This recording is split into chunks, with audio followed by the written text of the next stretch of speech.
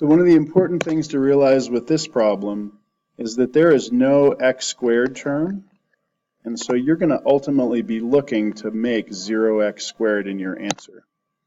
So we're going to start with x cubed in the top left corner of the box, and we are dividing by x minus 3.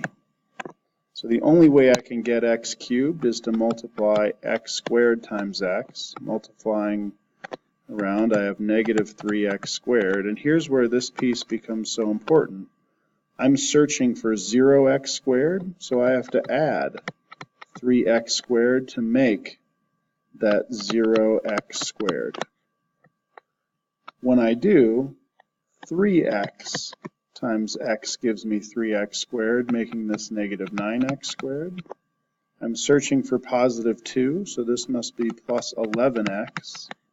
This has got to be then plus 11.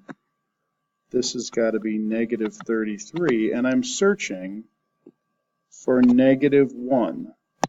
So I'm going to have a remainder equal to positive 32, because negative 33 plus 32 equals that negative 1 that you see right there. So my final answer is x squared plus 3x plus 11 plus my remainder of 32 all over what I divided by x minus 3.